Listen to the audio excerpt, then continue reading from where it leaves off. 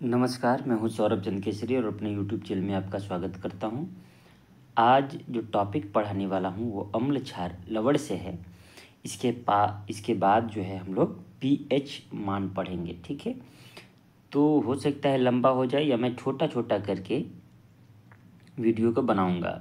एक थियरी, फिर इसका एमसीक्यू प्रीवियस ईयर। मैं एमसीक्यू डायरेक्ट इसका करा देता, लेकिन उससे पहले मैंने सोचा कि ये कंसेप्चुअल है तो कंसेप्ट पढ़ाना बहुत ज़रूरी है। तो हम लोग बात करेंगे अम्ल मतलब एसिड की, क्षारक मतलब बेस की, लवण मतलब सॉल्ट की। देखिए, एक शब्द जो इसमें क्षारक लिखा हूँ मैं, उससे कंफ्यूज नहीं होना। ये क्षारक मतलब बेस होता है। क्या होता है? बेस। और क्षार होता है, हम लोग क्षारक को क्षार ही समझ लेते हैं। क्षार जो होता है ये एल्काइल होता है, ठीक है। इस बात का ध्यान हमेशा रखना है। हम लोग पहले शुरुआत करेंगे अम्ल से और क्षार से, ठीक है। एक एक डिटेल करेंगे। तो आज हम लोग केवल अम्ल पढ़ेंगे, अम्ल के सहारे क्षार भी पढ़ लेंगे। क्लियर है? चलिए, तो हम लोग बात करते हैं अम्ल की। और अम्ल क्या है वो बात करते हैं। देखिए, किसी भी अम्ल और क्षार को पहचानने का कई तरीका है। पहला तरीका क्या हो सकता है कि कैसे पता चले, तो हम लोग चख करके मतलब स्वाद के द्वारा पता कर सकते हैं, ठीक है। दूसरा क्या होता है? दूसरा होता है सूचक द्वारा। अच्छा, सूचक क्या होता है अभी मैं बताने वाला हूँ आपको, ठीक है ना। इसको इंडिकेटर बोलेंगे। तीसरा क्या होता है? विलयन से। विलयन कैसे? मतलब हम वह ऑब्जर्व करेंगे कि क्या मतलब आयन के द्वारा, H+ आयन से हमें अम्ल और OH- आयन से हमें क्षार, मतलब विलयन के आयन द्वारा। हम ये कह सकते हैं आयन के द्वारा। क्लियर है? अच्छा, स्वाद से कैसे पता कर सकते हैं, सूचक से कैसे पता कर सकते हैं, हम लोग पहले उसकी चर्चा करेंगे, ठीक है ना। देखिए, जब प्रारंभ में बात आई कि अम्ल क्या है या क्षारक क्या है, तो सबसे बड़ी बात है कि हम लोग चेक करके पता कर सकते थे। जो स्वाद में खट्टा हो, क्या हो? खट्टा, उसे हम क्या कहते थे? अम्ल कहते थे। और जो स्वाद में कड़वा हो, और जो क्या हो? कड़वा हो स्वाद में, वो क्या कहलाता था? क्षारक कहलाता था। क्लियर ही है बात? अच्छा, ठीक है। सूचक क्या है? सूचक से भी बताता हूँ। देखिए, याद रखिएगा, हम दुनिया के सभी पदार्थों को चख करके नहीं बता सकते हैं कि अम्ल है कि क्षार है। क्यों? क्योंकि आगे पढ़ेंगे कि कुछ क्षार प्रबल होते हैं, कुछ क्षार दुर्बल होते हैं, कुछ अम्ल प्रबल होते हैं, कुछ अम्ल दुर्बल होते हैं। तो हम अगर दुर्बल अम्ल की बात करें तो हम तो पता कर सकते हैं कि यह क्षार है कि अम्ल है, चख करके, जैसे नींबू हुआ, इमली हुआ। लेकिन अगर मैं HCl या H2SO4 या HNO3 की बात करूं तो आप उसे चख नहीं सकते। क्यों नहीं चख सकते? क्योंकि वो जला देता है। तो ये चखना बहुत ही खतरनाक हो जाएगा। क्लियर है? तो एक बेसिक जो कक्षा 6-7 के बच्चों को पढ़ाया जाता है वो मैंने बता दिया कि नॉर्मली जो स्वाद में खट्टा होता है अम्ल होता है, जो कड़वा होता है क्षारक होता है। क्लियर है? अच्छा, सूचक क्या होते हैं? सूचक मतलब कोई ऐसा पदार्थ रहेगा, ठीक है ना, जिससे हम अम्ल और क्षार के होने का पता लगा सकते हैं, ठीक है ना। इंडिकेटर। अच्छा, ये सूचक क्या होते हैं मैं बता देता हूँ। जैसे आप खाना खाते होंगे, खाना खाते समय सब्जी गिर गया आपके कपड़े पर। सब्जी में क्या होता है? आप कहेंगे हल्दी मसाला होता है। हल्दी होता है कि नहीं? और हल्दी कैसा होता है? आप कहेंगे सर इसका रंग पीला होता है। क्लियर है? अच्छा, जब आप कपड़ा साफ करते हैं उस पर डिटर्जेंट या फिर साबुन लगाते हैं, जैसे ही साबुन के संपर्क में आता है ये हल्दी, तो बताइए हल्दी का जो पीला रंग है, वो कैसा बदल जाता है? आप देखेंगे कि वो लाल हो जाता है। बात समझ में आ रही है? मतलब ये हल्दी जो है एक इंडिकेटर है। ये हल्दी क्या है? एक इंडिकेटर है, एक सूचक है। बात समझ में आ रहा है? मतलब हल्दी का रंग पीला होता है लेकिन साबुन पड़ते ही लाल हो गया, तो याद रखिएगा जब पीला रंग लाल हो जाए, मतलब हल्दी का पीला रंग लाल हो जाए, तो हमें पता चल जाता है कि वो क्या है, क्षार है। बात समझ में आया? अभी मैं क्षार और क्षारक को अच्छे से समझा दूंगा, उसका टेंशन मत लीजिएगा। ये बेसिक इन्फॉर्मेशन आपको पता चल गया। सूचक से कैसे कैसे पता करते हैं, मैं कुछ सूचकों के नाम आपको बता देता हूँ, ठीक है? तो आपको याद कैसे रखना है, देखिए अम्ल के बारे में और क्षार के बारे में मैं बताने जा रहा हूँ। ये देखिए, ये अम्ल हो गया, ठीक है ना, और ये हो गया मान लीजिए हमारा क्षार, ठीक है, और ये हमारा हो गया सूचक।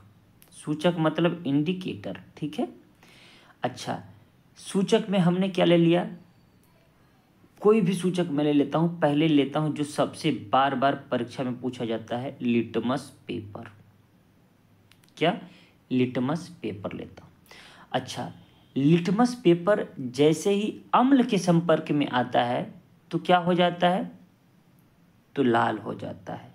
क्या होता है, इसका मैं एक तरीका भी बताऊंगा आपको कि कैसे याद करना है ना। अगर लिटमस पेपर अम्ल के संपर्क में आएगा तो क्या हो जाएगा, लाल हो जाएगा। मैं इसको लाल से ही दिखा देता हूं ताकि आपको ज़्यादा समझ में आए।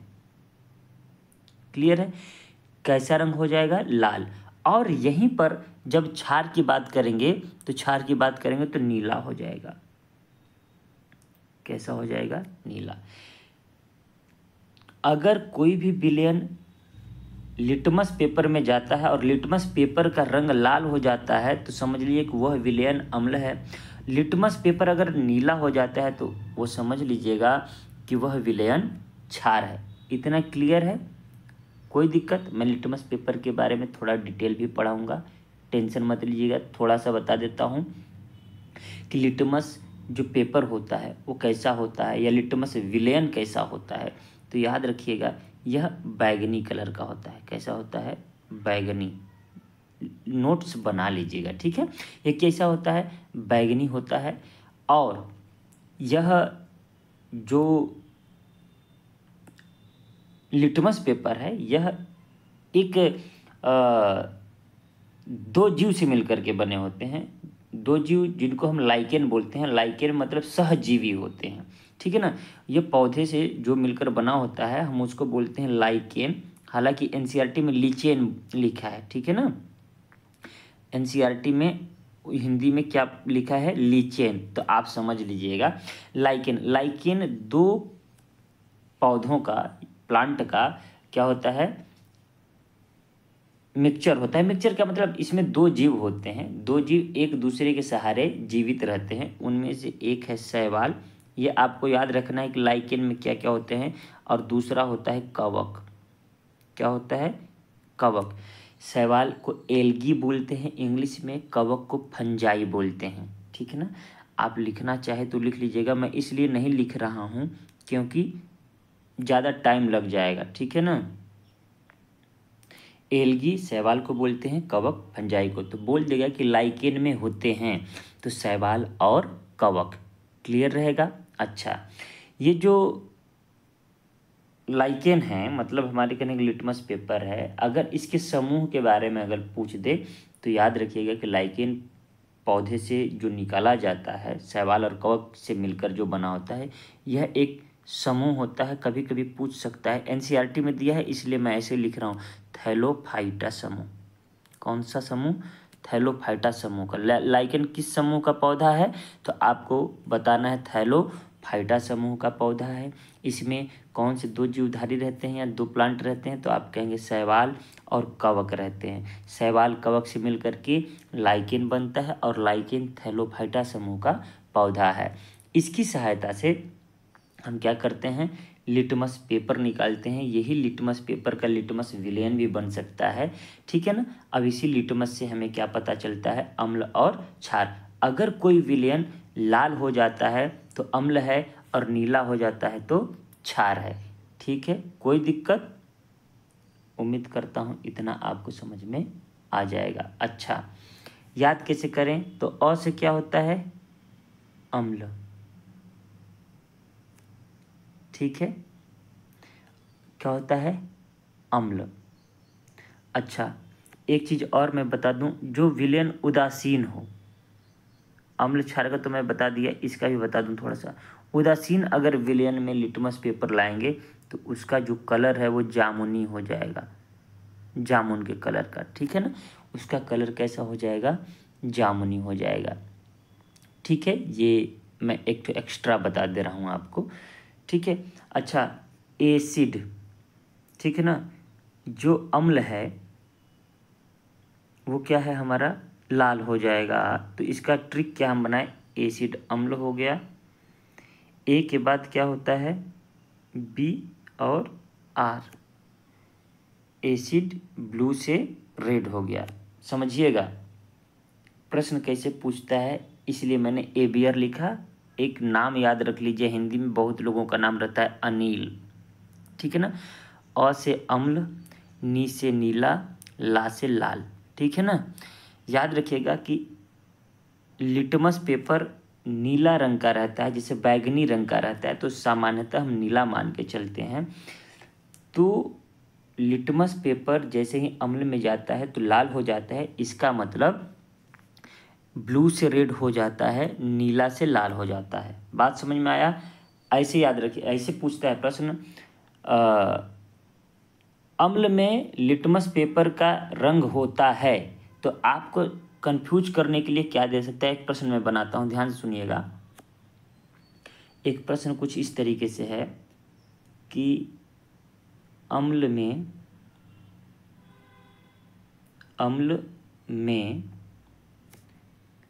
लिटमस पेपर होता है, ये प्रश्न है। ऑप्शन ए दे देगा, लाल से नीला, ध्यान से समझिएगा, नीला से लाल। सी ऑप्शन क्या दे सकता है? जामुनी, क्या दे सकता है? जामुनी से लाल। डी दे सकता है नीला से जामुनी। ये तरीके का ऑप्शन दे दे तो आपको पता होना चाहिए अनिल। क्या? अनिल एक नाम याद रखिएगा, चाहे ए बी आर, ए के बाद क्या आता है? बी, ठीक है ना, फिर आर। ए के बाद हमेशा क्या आएगा? बी। तो ए से एसिड हो गया मेरे भाई, ठीक है ना, और बी से क्या हो गया? ब्लू हो गया, ठीक है ना। मतलब अम्ल जो है ब्लू, नीले लिटमस को रेड, लाल कर देता है। तो नीला से लाल जहाँ भी हो वही हो जाएगा हमारा आंसर। क्लियर हुआ कि नहीं हुआ? इस तरीके से प्रश्न पूछता है। तो अगर आपको याद है केवल अम्ल, ए बी आर चाहे अनिल, ठीक है ना, तो आपको क्षार का याद करना ही नहीं है। क्यों? क्योंकि क्षार इसका उल्टा होता है, वो रेड से क्या करता है? ब्लू करता है। क्लियर है ना? कोई दिक्कत? मैंने आपको समझा दिया कि लिटमस पेपर का रंग जो है जामुनी बैगनी रहता है, जिसको हम सामान्यतः नीला मानते हैं। तो नीला से क्या होता है? लाल होता है, तो अम्ल हो गया। और वह लाल रंग का है लिटमस पेपर, और उसको हम जब क्षार में डालेंगे, अगर नीला हो गया तो वो क्षार कहलाएगा। क्लियर है? आगे बढ़ें। उम्मीद करता हूँ इतना समझ में आ गया होगा। मैं सूचक बता रहा था, तो बस वो 2-3 सूचक जो एनसीईआरटी में दिया है वो आप लिख लीजिएगा फटाफट, ठीक है ना। क्या लिखना है?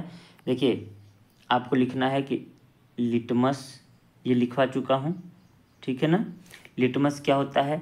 नीला से लाल हो जाता है, क्या हो जाता है? लाल। और क्षार रहता है तो क्या होता है? नीला हो जाता है। और उदासीन होता है तो क्या होता है? जामुनी हो जाता है। लिखिएगा, ठीक है ना। ये सूचक है, ये अम्ल है, ये क्षार है, और ये उदासीन है, ठीक है ना। लिटमस के अलावा फिनाप्थेलिन देता है, बहुत इंपॉर्टेंट है, फिनाप्थेलिन, ठीक है ना। फिनाप्थेलिन अगर अम्ल में जाता है तो इसका कोई रंग नहीं रहता, तो मैं लिख दे रहा हूँ रंगहीन, ठीक है ना। अगर ये कोई रंग का नहीं है, रंगहीन है, तो वो क्या है? अम्ल है। फिनाप्थेलिन मिलाने के बाद रंगहीन रहे तो क्या हो जाएगा हमारा? आप कहेंगे कि वो अम्ल। ठीक है, पहचानने का तरीका है, ये दे सकता है। अच्छा, जब हम क्षार में जाएंगे तो क्या हो जाएगा? गुलाबी। अगर उस विलयन का रंग गुलाबी हो गया, मैं गुलाबी से घेर भी देता हूँ, तो क्या हो जाएगा? तो आप कहेंगे कि यह क्षार है। फिनाप्थलीन डालने के बाद किसी विलयन का रंग गुलाबी होने पर क्या हो जाएगा? वह क्षार हो जाएगा। जामुनी, ये जो उदासीन है उसमें भी रंगहीन ही रहता है, इसमें भी कोई रंग नहीं आता है। क्लियर है? अच्छा, एक और आता है मिथाइल लिख देता हूँ, मिथाइल ऑरेंज। इसको मेथिल ऑरेंज भी कहीं कहीं लिखा रहेगा, मिथाइल ऑरेंज मैंने लिख दिया। ठीक है ना? अच्छा, मिथाइल ऑरेंज जब हम मिलाते हैं तो विलयन का रंग अगर लाल हो गया तो क्या हो जाएगा? अम्ल हो गया। क्लियर है? अगर नारंगी आ गया, क्या आ गया? नारंगी आ गया, तो आप कहेंगे कि वो क्षार हो गया। ठीक है, और पीला अगर आ गया तो आप कहेंगे कि वो विलयन उदासीन है। बात समझ में आया?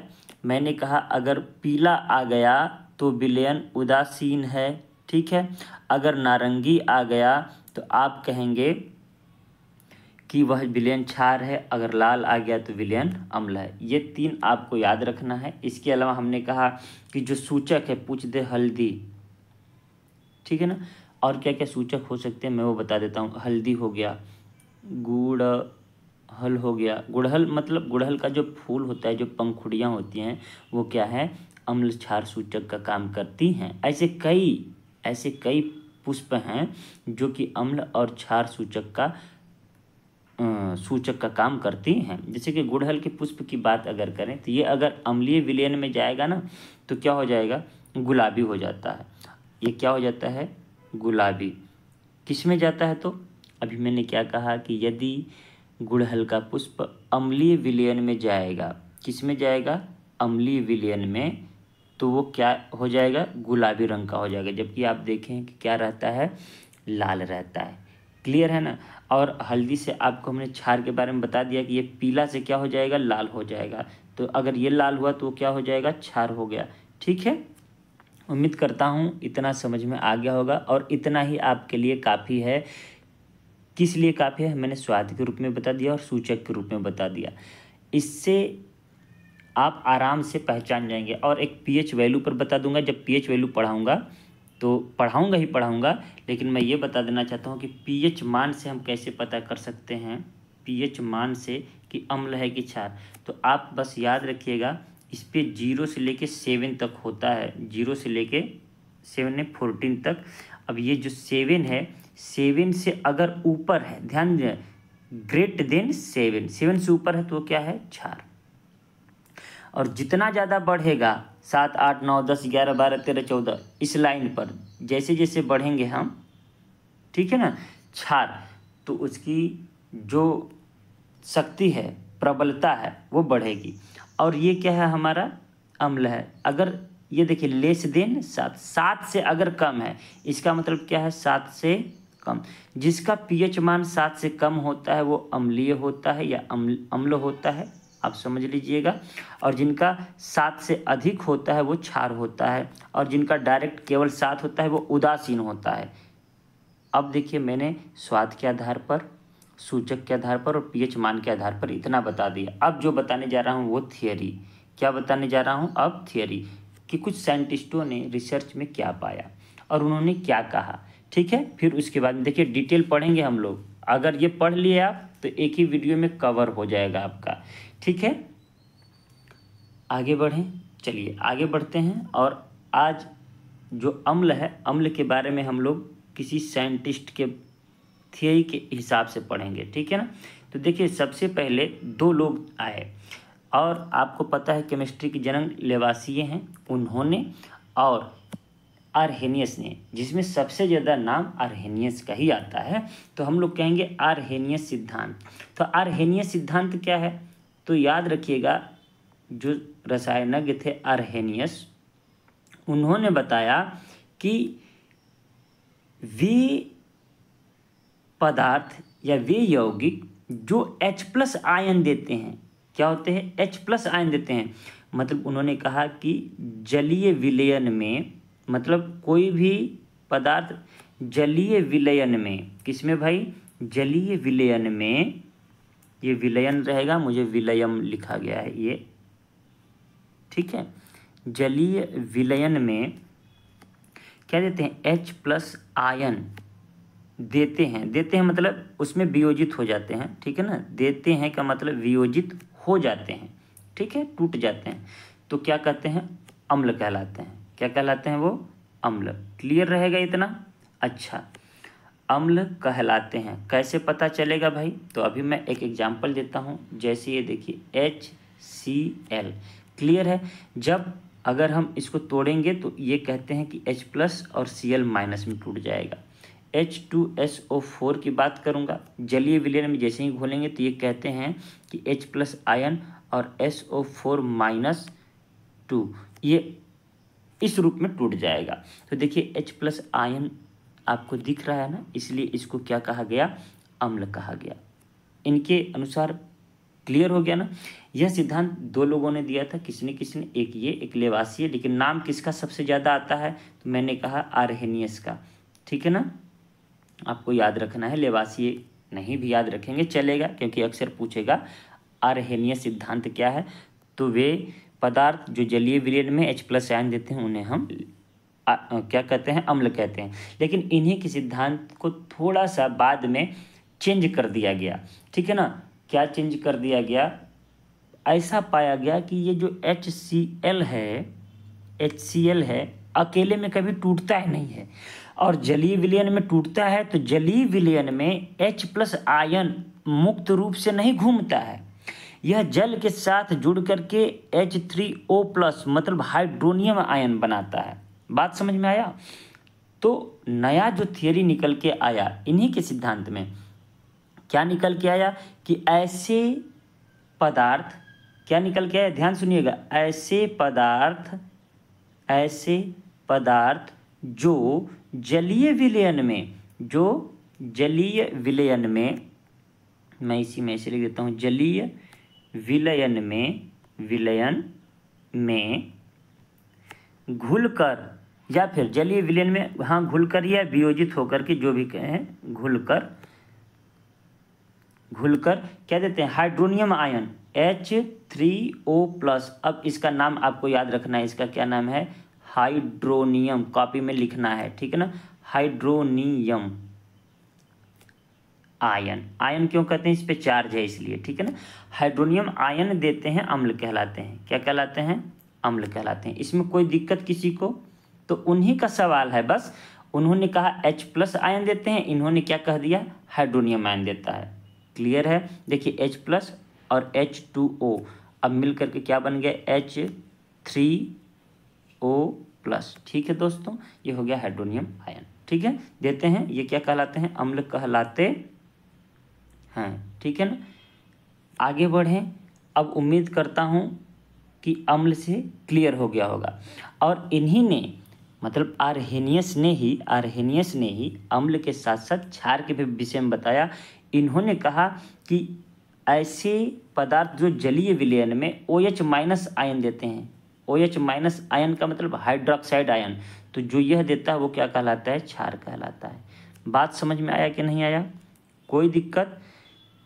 तो आरहेनियस लेवासिए का सिद्धांत पढ़ लिए, जो H प्लस आयन देता है। मैं थोड़ा सा शॉर्ट नोट में बना देता हूँ यहाँ पे, ऐसे करके आरहेनियस के अनुसार उन्होंने क्या कहा, तो आप कहेंगे, उन्होंने कहा कि H प्लस आयन, ठीक है ना। अब हाइड्रोनियम आयन के बारे में भी आप समझ लीजिएगा कि ये हाइड्रोनियम आयन, ठीक है ना, वो क्या होगा, अम्ल होगा। अच्छा, OH माइनस आयन जो देगा वो क्या कहलाएगा, तो आप कहेंगे कि वो क्षार कहलाएगा, ठीक है ना। अब देखिए मैं क्षार भी पढ़ाऊंगा, क्षार और क्षारक में थोड़ा सा अंतर क्या है, चिंता नहीं करना है। हमने क्षार पढ़ा दिया ना, हाँ, मतलब OH माइनस बता दिया ना, अम्ल पढ़ा रहा हूँ, उसी के सहारे क्षार पढ़ा रहा हूँ, ठीक है ना। अंत में मैं क्षार और क्षारक का अंतर बता दूंगा, कोई दिक्कत। अच्छा, एक अगर कभी एक प्रश्न फैक्ट में पूछ ले कि ये जो अम्ल है, अम्ल शब्द जो एसिड है वो कहाँ से निकला है, तो ये नोट में लिख लीजिएगा, यह एक लैटिन भाषा का शब्द है। आप लिख लीजिएगा, एसिड जो है लैटिन भाषा का शब्द है, और लैटिन भाषा के एसियर से, किससे, एसियर क्या नाम है, ACERE, एसियर शब्द से हुई है, जिसका अर्थ क्या होता है, खट्टा होता है। आप ये लिख लीजिएगा, क्या पता कभी पूछ दे। एसिड शब्द की उत्पत्ति लैटिन भाषा के एसियर से हुई है, जिसका अर्थ होता है खट्टा, ठीक है ना। इसीलिए स्वाद में जो खट्टा होता है उसे अम्ल कहा गया। क्लियर है। अभी मैं अम्ल ही पढ़ा रहा हूँ अलग अलग साइंटिस्ट के अनुसार, फिर उसके बाद में अम्लों के गुणधर्म पढ़ाऊँगा, क्षार पढ़ाऊँगा, क्षारों के गुणधर्म पढ़ाऊँगा, ठीक है। अच्छा, नेक्स्ट हम लोग बात करते हैं, ये आवर्त साड़ी आपके लिए रखा हूँ ताकि इससे आपको बहुत ज़्यादा हेल्प मिलेगा, ठीक है। तो फिलहाल मैं करता हूँ आपको आर्हेनियस के अलावा एक अलग साइंटिस्ट की बात करता हूँ, जिनका नाम है ब्रॉन्स्टेड तथा लॉरी। दो लोग हैं इसमें भी, ब्रॉन्स्टेड। देखिए राइटिंग पर मत जाइएगा क्योंकि मैं कोई अच्छे इक्विपमेंट से नहीं लिख रहा हूँ, ठीक है ना। ब्रॉन्स्टेड एंड लॉरी, तो ब्रॉन्स्टेड लॉरी क्यों लिखता है आपको याद रखना। इनका सिद्धांत क्या है, इन्होंने जो बताया कि वे सभी पदार्थ जो प्रोटॉन त्यागते हैं, क्या कहते हैं, प्रोटॉन देते हैं, ठीक है ना, या त्यागते हैं, वो क्या कहलाते हैं, अम्ल कहलाते हैं। क्या कहलाते हैं, अम्ल। और जो प्रोटॉन ग्रहण करते हैं, देखिए देना मतलब त्यागना से है, और जो ग्रहण करते हैं, ये देखिए प्रोटॉन लिख दिया, और जो ग्रहण, यहाँ पर ग्रहण लिख दिया, ग्रहण करते हैं, उन्हें हम क्षार कहते हैं। इन्होंने इस तरीके का सिद्धांत दिया, ठीक है ना। जो प्रोटॉन त्यागेगा वो क्या कहलाएगा, तो कहेंगे अम्ल कहलाएगा। जो प्रोटॉन ग्रहण करेगा वो क्या कहलाएगा, कहेंगे क्षार कहलाएगा। क्लियर है, कोई दिक्कत। आगे बढ़ें। देखिए इनका थ्योरी आपको बस याद रखना है कि ब्रॉन्स्टेड तथा लॉरी के अनुसार अम्ल किसे कहते हैं, जो प्रोटॉन त्यागने की क्षमता रखते हैं, अर्थात प्रोटॉन त्यागते हैं, उन्हें अम्ल कहते हैं। अब कंसेप्ट में ये मत सोचिएगा कि प्रोटॉन तो न्यूक्लियस में रहते हैं, वो कैसे त्यागेगा। तो इन्होंने क्या बताया, देखिए भाई H+, ये क्या है, आप कहते हैं सर ये हाइड्रोजन है। ध्यान से सुनिएगा, आपका कन्फ्यूजन मैं दूर कर रहा हूँ, क्योंकि जब मैं ऑफलाइन क्लास में पढ़ाता था तो ऐसे ऐसे प्रश्न बन के आते थे कि सर यहाँ पर परमाणु क्रमांक 1 है, अब ये H+ हो गया, इसे हम हाइड्रोजन आयन बोलते हैं या फिर क्या बोलते हैं, प्रोटॉन। क्यों बोलते हैं प्रोटॉन, मैं वो बता देता हूँ। देखिए मेरे भाई, हमने बताया कि जो परमाणु क्रमांक होता है, मतलब Z बराबर कितना है, 1, ठीक है ना। प्रोटॉनों की संख्या को ही परमाणु क्रमांक कहते हैं, मतलब इसी में प्रोटॉन भी 1 है। किसी भी परमाणु में प्रोटॉन और इलेक्ट्रॉन बराबर होते हैं, मतलब जो हाइड्रोजन है उसमें प्रोटॉन और इलेक्ट्रॉन दोनों बराबर हैं। परंतु यहाँ पर H+ आयन जो दिख रहा है उसमें से एक इलेक्ट्रॉन बाहर निकल गया। और जब एक इलेक्ट्रॉन बाहर निकल गया, आपको मैं थोड़ा सा ऐसे बता दूं कि ये हमारा न्यूक्लियस है, मान लीजिए इसमें एक प्रोटॉन है, एक प्लस हमने लिख दिया, और यहाँ पर इसके कोश में एक इलेक्ट्रॉन था। लेकिन हमने देखा क्या कि ये जो इलेक्ट्रॉन है, हालांकि ये प्रोटॉन तो ज्यों का त्यों रहेगा नाभिक में, लेकिन जो इलेक्ट्रॉन है वो क्या हो गया, अब खाली हो गया। ये क्या हो जाता है, ये त्याग दिया तो ये खाली हो गया, इसमें कुछ नहीं है। अब इसमें कुछ नहीं है तो अब यहाँ पर देखिए कोई चार्ज नहीं था, लेकिन यहाँ पर प्लस चार्ज हो गया। क्यों चार्ज हो गया, क्योंकि एक प्लस ही इसमें दिख रहा है, एक प्रोटॉन ही दिख रहा है, इसमें इलेक्ट्रॉन नहीं है, इसलिए हाइड्रोजन आयन को हम क्या कहते हैं, प्रोटॉन। इनका मतलब क्या है कि ब्रॉन्स्टेड लॉरी साहब ने भी हाइड्रोजन आयन ना कहकर सीधे क्या कह दिया, प्रोटॉन कह दिया। बात समझ में आई क्या। तो जो प्रोटॉन का त्याग करते हैं उन्हें अम्ल कहते हैं, जो प्रोटॉन को ग्रहण करते हैं उन्हें हम क्षार कहते हैं। एक एग्जाम्पल से देता हूँ, ठीक है ना, इन्हीं का ठीक ठीक जवाब देता हूँ। क्या मैं इसको मिटा सकता हूँ, क्या मैं इसको मिटाता हूँ, आपको समझाने के लिए इतना किया था, ठीक है। मैं इनका एक एग्जाम्पल देता हूँ। इन्होंने एग्जाम्पल क्या दिया, ध्यान से सुनिएगा, ठीक है। देखिए इन्होंने कहा कि प्रोटॉन त्यागते हैं, ठीक है ना। चलिए HCl ये अम्ल है ना। अब देखिए अगर मैं तोड़ूंगा मेरे दोस्तों तो ये Cl और ये H+ और ये माइनस, क्लियर है। या H+ पहले लिखूँ, Cl-, उससे घबराना नहीं है। मैंने ऐसा इसलिए लिख दिया कि आप यहाँ पर देखेंगे H+ आयन का मतलब क्या होता है, प्रोटॉन। क्या होता है इसका मतलब, प्रोटॉन। अब आप देख रहे हैं कि प्रोटॉन का त्याग कर रहा है, यह Cl प्रोटॉन को क्या कर रहा है, त्याग कर रहा है। इसका मतलब HCl क्या है, अम्ल है। बात समझे कि नहीं समझे? आप किसी किताब में पढ़ेंगे ना, अच्छी अच्छी किताबों में बता रहा हूँ, इतना डिटेल में ऐसे कोई नहीं लिखा है ना पढ़ाया है। इसलिए मैं मानता हूँ कि व्यूज 10, 5, 2, 4 जा रहा है, देख करके ही वीडियो देखते होंगे, ऐसे तो स्किप कर देते होंगे, लेकिन हमें कोई फ़र्क नहीं पड़ता। जो पूरी श्रद्धा के साथ पढ़ रहा है ना, मैं गारंटी देता हूँ जितना टॉपिक पढ़ाया हूँ उससे बाहर अगर प्रश्न चला गया मेरे कंसेप्ट से, फैक्ट की बात नहीं करता, मैं ये नहीं कहता कि मेरा पढ़ाया 100% आएगा, लेकिन जो श्रद्धा से पढ़ लिया उसका एक भी कंसेप्ट बाहर चला गया ना, तो कमेंट में आके फिर गाली दे देना, ठीक है। तो अब ये देखो, अम्ल हो गया, मैंने बता दिया। और एक एग्जाम्पल छाड़ के ले लूँ, आप कोई भी ले लीजिए, मैं कहता हूँ H2SO4 ही ले लेता हूँ मेरे भाई। तो आपको यह देखने को मिलेगा SO4 पे 2 माइनस प्लस H पे प्लस 1, यहाँ पर 2H हो जाएगा। संतुलित अगर हम करेंगे तो मैं नीचे लिख देता हूँ, ठीक है, यहाँ पर लिख देता हूँ 2H प्लस आयन। यहाँ 2 प्रोटॉन त्यागा है, तो 2 प्रोटॉन कौन त्यागा है, आप कहेंगे H2SO4 त्यागा है। मतलब H2SO4 क्या है, अम्ल है, एसिड है, ठीक है। अच्छा, अब क्षार की बात कर लें, क्या क्षार की बात कर लेते हैं। चलिए, क्षार इन्होंने क्या बताया, अब ये देखिए NaOH की बात अगर मैं करूँगा तो आप घबरा जाइएगा। इसमें आपने यह देखा Na प्लस OH माइनस, यह देखा आपने ना, मैं यहाँ पर माइनस दूसरे पेन से कर देता हूँ, तो यहाँ पर तो OH माइनस की बात कर रहा है। लेकिन अब मैं आपको बता दूँ कि यहाँ तो आप कन्फर्म रूप से सीख गए, क्षार वाले में दिक्कत है। तो इन्होंने क्या कहा कि जो ग्रहण करते हैं, प्रोटॉन ग्रहण करते हैं, वो क्या कहलाएंगे, आप कहेंगे कि क्षार कहलाएंगे। अब ध्यान से सुनिएगा वरना कन्फ्यूजन हो जाएगा। क्लियर है? मैं इसी को आपको समझाता हूँ, नहीं तो दिक्कत हो जाएगा। चलिए HCl को ही लेकर करता हूँ।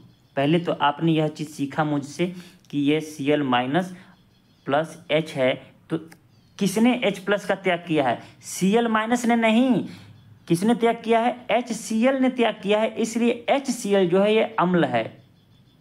अब ध्यान से सुनिएगा, अगर मैं इसी को ठीक उल्टा लिखूं, ये Cl minus plus H plus, ये बताइए ये प्रोटॉन ग्रहण कर रहा है कि नहीं कर रहा है। प्रोटॉन ग्रहण करने के बाद क्या बनाया, HCl। अब इस पर ध्यान नहीं देना है, ये ग्रहण कौन किया है, H प्लस आयन। तो कहेंगे सर Cl ग्रहण किया है तभी तो HCl बना है। तो Cl जब ग्रहण किया है तो Cl क्या है, क्षार है। बहुत लोग कन्फ्यूज हो जाएंगे कि ये क्या पढ़ा दिए सर, हमको तो समझे में नहीं आया। भाई मैं जो बोल रहा हूँ वही समझिए ना। मैंने कहा कि जो प्रोटॉन ग्रहण करता है, मतलब जो H प्लस आयन को ग्रहण करता है, वो क्या कहलाया, क्षार कहलाया। H प्लस आयन को ग्रहण कौन किया है, Cl माइनस किया है, तो Cl माइनस क्या है, क्षार है। जबकि ये क्या है, ये अम्ल है। इस पर कंफ्यूजन आपको नहीं होना चाहिए, हमें हमेशा बाएं पक्ष में देखना है। HCl ने त्याग किया इसलिए यह अम्ल कहलाया, Cl माइनस ने ग्रहण किया इसलिए इसने क्षार कहलाया। यह बात किसने बताई, यह बात ब्रॉन्स्टेड लॉरी ने बताई, ब्रॉन्स्टेड लॉरी ने बताई। अब ये चीज़ आप पढ़ लीजिएगा, अच्छी अच्छी किताबों में बस इतना ही दे देगा कि जो प्रोटॉन ग्रहण करता है, जो प्रोटॉन त्यागता है, इसी पर जो प्रोटॉन त्यागता है अम्ल कहलाता है, जो ग्रहण करता है उसे क्षार कहते हैं, ऐसा ब्रॉन्स्टेड तथा लॉरी ने कहा। मैं मानता हूँ कि इससे आपका कन्फ्यूजन दूर हो गया होगा, आप बिल्कुल समझ गए होंगे कि कौन सा एसिड है और कौन सा क्षार है। इससे एक चीज़ आप सीख पा रहे हैं क्या, तो कहेंगे क्या सर सीख पा रहे हैं। देखिए इसका मतलब जो अधातु है, अब आपके लिए एक नोट बना के लिख देता हूँ, थोड़ा सा अच्छा लगेगा, है कि नहीं। नोट बना के लिख देता हूँ। चलिए क्या लिखना है, मैं ये कह रहा हूँ कि जो ऋणायन है, ऋणायन मतलब समझते हैं, जो अधातु है, ऋणायन का मतलब अधातु। मैं सीधे अधातु लिख देता हूँ ताकि कन्फ्यूजन ही दूर हो जाए, है कि नहीं। जो अधातु हैं मेरे भाई वो क्या हैं, जितने अधातु हैं वो क्या हैं, क्षार हैं। समझ में आया क्या। अच्छा, तो जितने धातु हैं वो क्या हैं, तो अम्ल हो जाएंगे। और यह बात किसने बताई? ब्रांस्टन लोरी ने। यह नोट करके आपको लिख लेना है, किसी किताब में नहीं मिलेगा, आप पढ़ते रहिएगा। और ये भी गारंटी देता हूँ, आप पूरा यूट्यूब छान मारिए, क्या यूट्यूब छान मारिए, जितना डिटेल में मैं पढ़ाया हूँ, आप मैराथन भी किसी का देख लीजिएगा, अगर पढ़ाया हो तो बोलिएगा। मुझे लगता है पढ़ाए होंगे, लेकिन ज़्यादातर आपको नहीं पढ़ाए होंगे। बहुत बेहतरीन टीचर जो होगा या फिर पेड क्लासेज में ही ये पढ़ाया जाएगा। तो दोनों का सिद्धांत मैंने आपको बता दिया। अब जो बताने जा रहा हूँ उसका ध्यान दीजिएगा, इसके बाद भी बताऊंगा ताकि अम्ल क्षार लवण फिर जीवन में नहीं पढ़ना पड़े। कम से कम अम्ल अभी बहुत बड़ा चैप्टर है, हम लोग 1 घंटे का 2 घंटे का मैराथन देके ख़त्म कर देते हैं तो वो मायने नहीं रखता। ठीक है, मैं केवल अम्ल ही पढ़ा रहा हूँ, उसके साथ साथ क्षार हो जा रहा है। ठीक है, नेक्स्ट प्रश्न है, नेक्स्ट प्रश्न नहीं मतलब नेक्स्ट टॉपिक मैं आपको बताने जा रहा हूँ। और वो टॉपिक क्या हो सकता है? एक और साइंटिस्ट हुए रसायनज्ञ हुए, उनका नाम था लुईस। क्या नाम था? लुईस। और उन्होंने भी अम्ल क्षार की अलग ही परिभाषा दी। क्या उन्होंने परिभाषा दी? उन्होंने कहा कि इलेक्ट्रॉन युग्म, क्या कहा? कि ऐसे यौगिक जो इलेक्ट्रॉन युग्म का मतलब समझते हैं ना, इलेक्ट्रॉनों का जोड़ा, इलेक्ट्रॉन युग्म मतलब जोड़ा, इसको हम बोलते हैं लोन पेयर। क्या बोलते हैं? Lone pair. इलेक्ट्रॉन युग्म, जो इलेक्ट्रॉन युग्म त्यागता है, त्यागने की क्षमता रखता है, ठीक है ना, त्यागता है लिख देता हूं, तो उसे हम कहते हैं, क्या कहते हैं? लुईस क्षार। क्या कहते हैं? लुईस क्षार। ठीक है ना, वो क्षार प्रकृति का होता है और उस क्षार को हम बोलते हैं लुईस क्षार। इनके नाम के सम्मान में दे दिया गया। मैं एग्जाम्पल दूंगा, यहाँ पर जो त्यागता है वो लुईस क्षार हो गया, और जो ग्रहण करता है वो क्या कहलाएगा? लुईस अम्ल कहलाता है। क्लियर रहेगा? और जो इलेक्ट्रॉन युग्म, मैं क्या लिख दे रहा हूँ? लोन पेयर लिख दे रहा हूँ, आप समझ जाइएगा। इलेक्ट्रॉन युग्म क्या करता है? ग्रहण करता है, तो उसे हम कहेंगे लुईस अम्ल। क्या कहेंगे? लुईस अम्ल कहेंगे, लुईस अम्ल। ये आप पढ़े होंगे, देखे भी होंगे एग्जाम्पल, लेकिन मैं आपको बता दे रहा हूँ कि लुईस अम्ल और लुईस क्षार हम क्यों कहते हैं। एक एग्जाम्पल से देता हूँ, आप ही बताइएगा और खुद अपने आप बता ले जाएंगे कि ये लुईस अम्ल है कि लुईस क्षार है। जो त्यागेगा वो क्षार कहलाएगा, जो ग्रहण करेगा वो क्या कहलाएगा? अम्ल कहलाएगा। अच्छा, एक एग्जाम्पल मैं ले रहा हूँ NH3, और इसका मैं क्या कर रहा हूँ?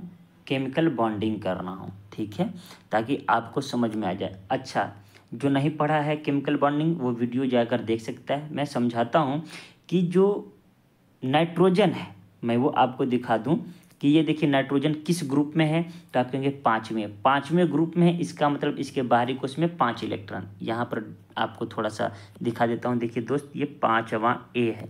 ये कौन सा है मेरे भाई? 5th A। क्लियर है? ये नाइट्रोजन 5वें में ना। ऐसे किस ग्रुप में है? 15वें। मैंने बताया है ना, 13 से शुरू होता है P ब्लॉक, 13, 14, 15, 16, 17 और ये 18।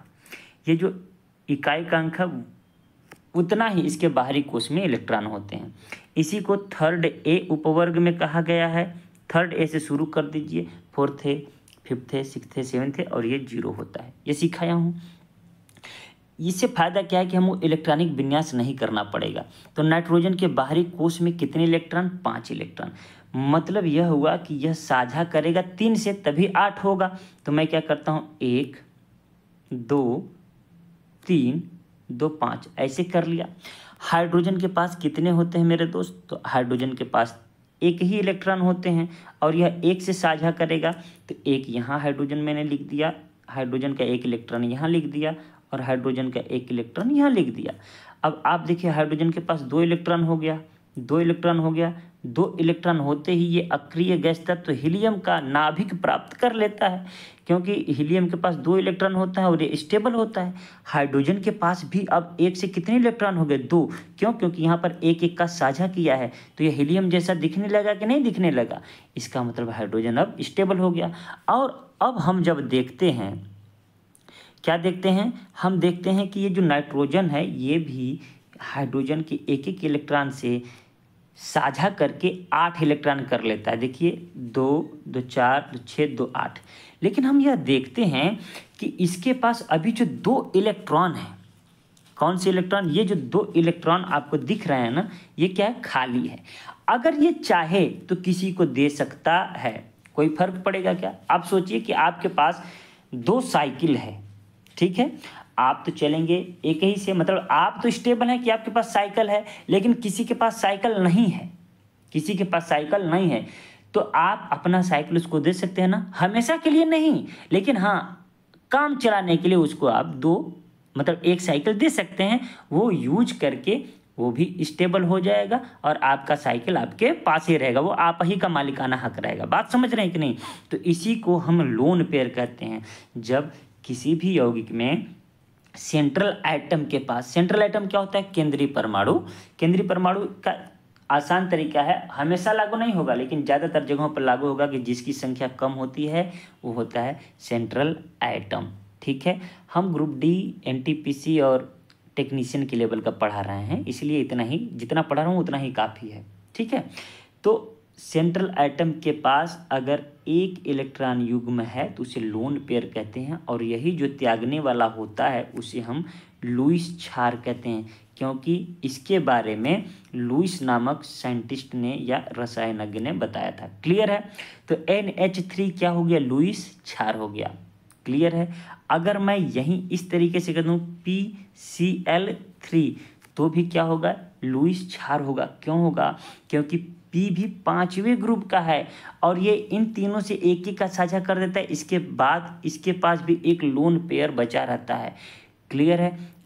कोई दिक्कत? अच्छा भाई, एक एग्जांपल और देता हूँ आपको, अगर कोई पूछ दे एक एग्जांपल और, जैसे मैंने क्या कर दिया PCl3 तो H2O, ऐसे तो ये क्या है, न्यूट्रल है, उदासीन है, लेकिन लुईस के अनुसार यह क्या है, क्षार है। कैसे? मैं ये दोनों थोड़ा सा कर देता हूँ, डिटेल जरूरी है इसलिए मैं कर रहा हूँ। अब देखिए P के बाहरी कोश में कितने इलेक्ट्रॉन मेरे दोस्तों, 5 इलेक्ट्रॉन। Cl 3 है इसलिए मैंने 3 अलग अलग लिख दिया। ये लिखने के पीछे कारण क्या है कि Cl के बाहरी कोश में 7 इलेक्ट्रॉन होते हैं और Cl को एक ही इलेक्ट्रॉन साझेदारी की ज़रूरत है, तो ये एक एक इलेक्ट्रॉन की साझेदारी इसने कर ली। ठीक है, कोई दिक्कत इसमें, ये सिखा चुका हूँ। अच्छा ये देखिए 8 हो गया, ये भी 8 हो गया, ये भी 8 हो गया, और अंत में जब हम फास्फोरस की बात करेंगे तो ये भी 8 हो गया। लेकिन आप बताइए कि ये जो 2 इलेक्ट्रॉन दिख रहा है ये खाली है कि नहीं, किसी से साझा किया है क्या? किसी साझा नहीं किया है, तो मतलब इससे कोई ये ले सकता है। कैसे लेगा मैं आपको सिखाऊंगा, टेंशन मत लीजिए। तो इसका मतलब ये भी लुईस क्षार है, ये भी क्या है, क्षार है। H2O हाइड्रोजन और ऑक्सीजन जुड़ेगा। क्लियर है? तो आप बताइए ऑक्सीजन के बाहरी कोश में कितने इलेक्ट्रॉन, तो आप कहेंगे कि सर 6 इलेक्ट्रॉन होते हैं, क्योंकि ये 6वें ग्रुप अर्थात 16वें ग्रुप का है। हाइड्रोजन से इसने क्या कर लिया, एक एक इलेक्ट्रॉन का साझा कर लिया, हाइड्रोजन के बाहरी कोश में 2 इलेक्ट्रॉन हो गए, संतुष्ट हो गया, और ऑक्सीजन के भी बाहरी कोश में 8 इलेक्ट्रॉन हो गए, संतुष्ट हो गया। लेकिन हम बाद में देखते हैं कि इसके पास 2 इलेक्ट्रॉन युग्म अर्थात 2 लोन पेयर, क्या है, 2 लोन पेयर बच गए हैं। लोन पेयर जब बच गए हैं तो इसका मतलब यह भी क्या है, क्षार है। और कैसा क्षार है, लुईस क्षार है। उम्मीद करता हूँ समझ में आ गया होगा, अब डाउट नहीं होगा। जिसके पास भी लोन पेयर बचेंगे वो समझ लीजिएगा वो क्या होंगे, लुईस क्षार होंगे। और जिसके पास ज़रूरत है कि हमको एक इलेक्ट्रॉन युग्म मिल जाता तो काम बन जाता, मतलब जो ग्रहण करने की क्षमता रखता है, वो लुईस अम्ल होगा। लुईस अम्ल भी सिखा देता हूँ। लुईस अम्ल में एक एग्जाम्पल है, देखिए लुईस अम्ल की एग्जाम्पल। लुईस अम्ल कौन होगा, तो आप कहेंगे कि जो ग्रहण करेगा, ठीक है ना, इलेक्ट्रॉन युग्म जो ग्रहण करेगा। अच्छा ये एक एग्जाम्पल ले लीजिए BF3, ध्यान से सुनिएगा। बोरॉन के बाहरी कोश में कितने इलेक्ट्रॉन, आप कहेंगे सर 3 इलेक्ट्रॉन। कितने इलेक्ट्रॉन, 3। 13 ग्रुप का है अर्थात 13वें ग्रुप का। फ्लोरीन के बाहरी कोश में कितने इलेक्ट्रॉन, 7 इलेक्ट्रॉन, क्योंकि ये 7वें अर्थात 17वें ग्रुप का है। तो इसको एक ही इलेक्ट्रॉन चाहिए ना 8 बनाने के लिए, ठीक है, 8 बनाने के लिए इसको एक ही इलेक्ट्रॉन चाहिए। तो ये देखिए अपना 8 इलेक्ट्रॉन पूरा कर लिया, 8 पूरा कर लिया, 8 पूरा कर लिया। लेकिन हम यहाँ देखते क्या है कि बेचारा जो बोरॉन है ये तो स्टेबल हुआ ही नहीं। इसके पास केवल और केवल 3 ही इलेक्ट्रॉन, 6 ही इलेक्ट्रॉन है, 3 3 6 हुआ। अभी भी ये सोच रहा है कि काश मेरे पास 2 इलेक्ट्रॉन और हो जाते तो मैं स्टेबल हो जाता। तो 2 इलेक्ट्रॉन ग्रहण करने की क्षमता है कि नहीं बोरॉन के पास? जब 2 इलेक्ट्रॉन ग्रहण करने की क्षमता है तो इसका मतलब यह हुआ कि यह लुईस अम्ल है। ये क्या है? लुईस अम्ल। अब देखिए ये कैसे ग्रहण करेगा। अब इतना नहीं बनाऊंगा, ये BF3 मैंने लिख दिया। ध्यान से सुनिएगा, अभी मैंने सीखा था NH3 और NH3 में हमने यह भी सीखा था कि N के पास, किसके पास? N के पास एक इलेक्ट्रॉन युग्म था। अब यही एक इलेक्ट्रॉन युग्म कहेगा बोरान तुम ले लो, चिंता ना करो। तो ये जब यहाँ से यहाँ शिफ्ट होगा तो ध्यान रखिएगा इनमें एक बॉन्ड जनरेट होगा। उस बॉन्ड को कहेंगे उप सहसंयोजक बंध। याद रखिएगा कैसे आप लिखेंगे उसको, NH3, ठीक है ना। उप सहसंयोजक बंध को कहेंगे, तीर से डिनोट करेंगे BF3। ये हो गया उप सहसंयोजक बंध। इससे एक तीर से दिखाते हैं तो यह लुईस क्षार, यह लुईस अम्ल है। इसने एक इलेक्ट्रॉन युग्म दे दिया, यह भी स्टेबल हो गया और ये तो स्टेबल है ही, लेकिन इसके पास ही तो है 2 इलेक्ट्रॉन। ऐसा तो है नहीं कि दे दिया तो ले लिया। ध्यान से सुनिएगा, अब मैं इसको इस रूप में बनाकर दिखाता हूँ, ठीक है। किस रूप में बनाकर दिखाता हूँ तो आपको समझा देता हूँ कि मैं इसे इस रूप में बनाकर दिखाता हूँ जिस रूप में अभी BF3 को बनाया है। क्लियर है? देखिएगा हमने कह दिया NH3 है, क्या है? N है, ठीक है। ध्यान से सुनिएगा, ये क्या है हमारे पास, थोड़ा इसको मिटा देता हूँ ताकि हमको अच्छे से समझ में भी आना चाहिए ना। ये 2 इलेक्ट्रॉन इसके पास त्यागने की क्षमता थी। क्लियर है मेरे भाई? और ये क्या कह रहा है, ये H से एक एक इलेक्ट्रॉन की साझा कर चुका है तो मैं नहीं लिख रहा हूँ, ठीक है ना, बस NH3 लिख रहा हूँ। अब ध्यान से सुनिएगा, या फिर ऐसे लिखूंगा तो और ज़्यादा समझ में आएगा, जितना भी देर हो चलेगा। हमको क्या करना है, उद्देश्य हमारा क्या है कि आपको समझाना है, ठीक है। यहाँ पर H, यहाँ पर H और यहाँ पर भी H, ठीक है। अब यहाँ पर जब मैं देखता हूँ तो यह देखता हूँ आश्चर्यजनक बात, ये देखिए मैं यहाँ घेर दिया हूँ तो बताइए नाइट्रोजन के पास 8 इलेक्ट्रॉन है कि नहीं है। लेकिन बाद में जब मैं इसमें देखता हूँ, इसको घेरता हूँ BF3 को, तो BF3 इस 2 इलेक्ट्रॉन को ले लेता है।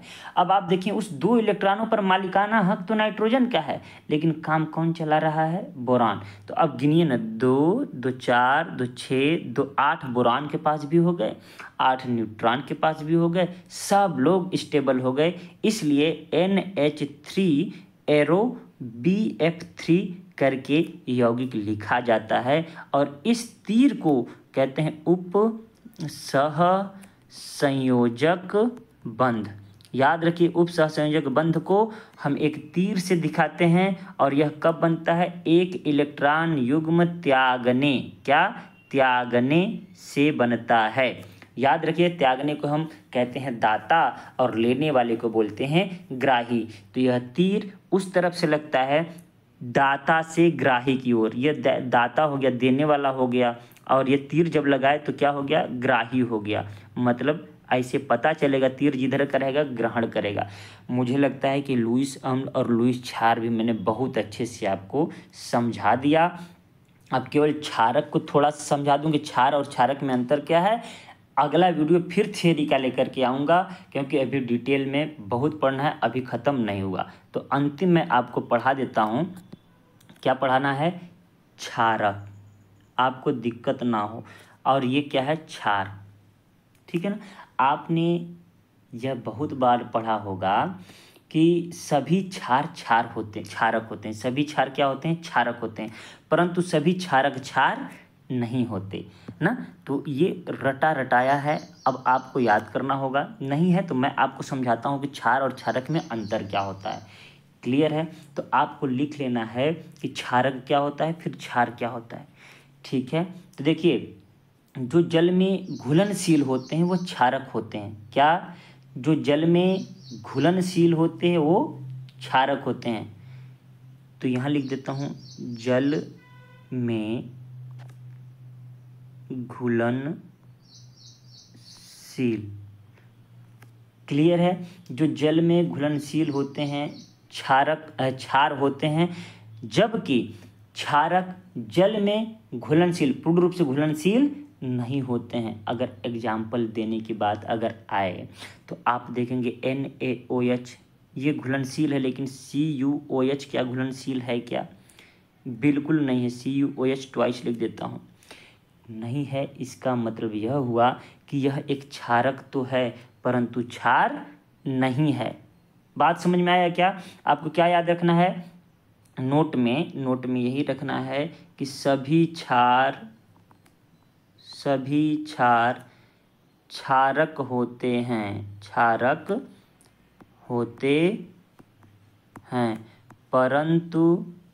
परंतु एक मिनट अच्छे से लिख देता हूँ, परंतु सभी क्षारक क्षार नहीं होते हैं, याद रहेगा?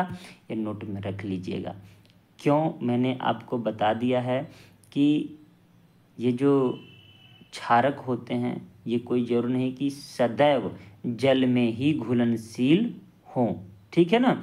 मैं अभी पूरा तो पढ़ाया नहीं हूँ, मैं थोड़ा सा बस समझाने के लिए ले लिया, और मैं इसको और डिटेल में कल पढ़ाऊँगा। तो आज के लिए इतना ही, मिलते हैं नेक्स्ट वीडियो में, तब तक के लिए नमस्कार।